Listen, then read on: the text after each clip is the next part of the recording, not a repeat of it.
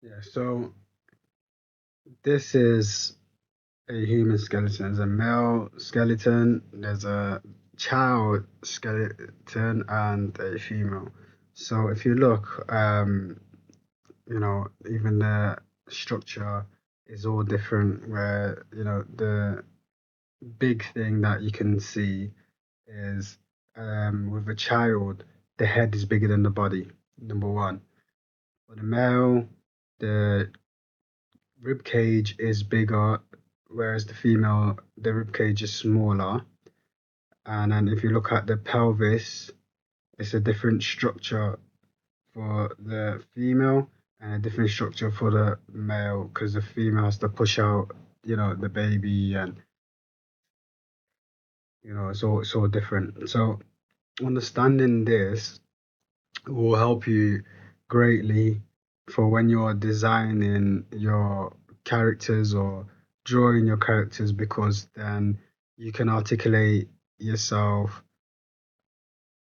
with intent, so everything that you design is intentional. So if you want to draw a female character and you want to have the right appeal, you know the structure, the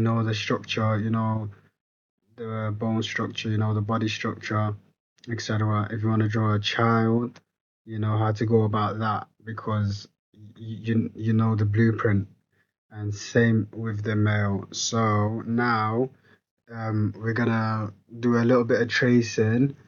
What you can do if you don't have a like a Cintiq, a Wacom, or whatever, drawing tablet, or digital art appliances, which is okay. It doesn't mean that you can't join in. What you can do is you can get what's called a tracing paper or a light table, and then get your A4 paper or whatever size paper you're using, and you can, you know, it's like lowering that opacity on digital format, and you'll be able to trace over it and still continue to improve. So don't feel left out.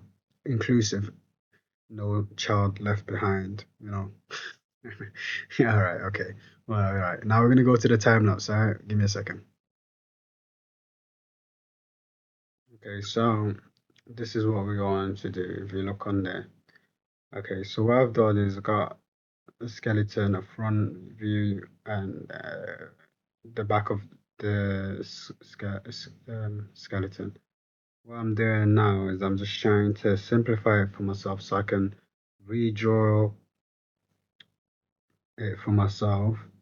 So I'm looking at the shapes. So what I've done, I've separated the cranium from the jaw by doing two circles. I've done a cylinder for the neck. I drew a line connecting the shoulders, so like one of the shoulder to the other shoulder, and then I drew like a egg shape. Would you say? Nah, yeah, I don't know. Shape, kind of. You can see the shape for the rib cage.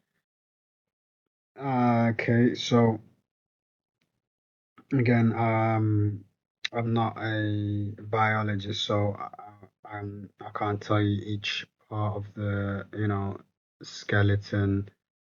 However, you can learn it. It's just it will sound cool. So the first section, if you've seen, I traced it. Well, not really traced. I kind of broke it down, and then this is now me trying for myself, and this is a good practice because it just gives you more confidence, and uh, you know you have to give yourself grace. Like I remember I used to do this. It's not my first attempt. That's the thing with like the internet. Like people make things look like first try, and I'm just brilliant. Look at me. And even this is not really brilliant, but it does the job. What I'm trying to say is, prior to this, I tried this many times. It was looking off. I couldn't really draw the skull, it isn't coming across how I want it to come across again, which is fine. It's a learning curve. It's not a race. It's not a race. You're not racing nobody. This is just between you and you. You feel me? You ain't got to trip about all that extra stuff like shut the world off, shut the rat race off. This is your journey, and you're going at it at your pace. We're not, well, if you're in school, you're in school. But I was just gonna say, like, we're not in school anymore. Um, and even if you are, this can be your escape to be like, I'm not involved in all of that keeping up with the Kardashians. You ain't gotta keep up with the Jones. You ain't gotta keep up with anybody but yourself. So saying that though, you know, make sure you're pushing yourself. Again, disclaimer, not like pushing yourself where, you know, you're damaging your own progress by not giving yourself the adequate time to rest, etc., etc., etc. So, okay, so now just doing a little bit of cleaning up, not a lot. If you can see now, the two circles turn into a actual skull, of a human head, and then I'm doing a little bit of the rib cage, like one side of it, drawing the ribs, and then if you look on the other side now, um, I started to actually draw, and here we're gonna speed up a little bit. So one moment, guys. So yeah, so here I'm gonna simplify everything that I just learned. Boom, boom, boom. Nice. If you can see, that looks nice. And then I didn't really lower that past it. I just kind of like light erased it.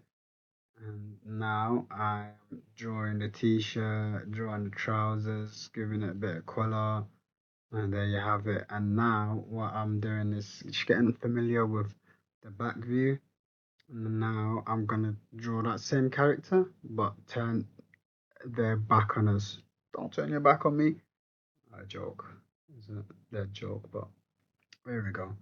And then I lighten it to draw a bit more cleaner, and then boom, there you have it. And then now that I advise you to learn the proper anatomy first, and then after you've done that, you can simplify it by shape. So use the star, E from Friends. That's my original character. I used like a egg, like a like a stretched out circle.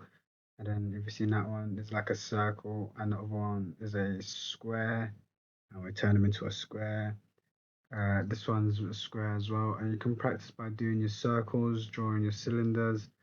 I shorten that a little bit, and then I can show you after you simplify it how you can move the anatomy. If you look, that's the arm going up, coming all the way down, and this is, I can't tell you how brilliant this is for like animation. Once you know the mechanism of how you can move like mobility of your character, it just makes it easy because this is animation, your character moves. So subscribe, show love, appreciate you all.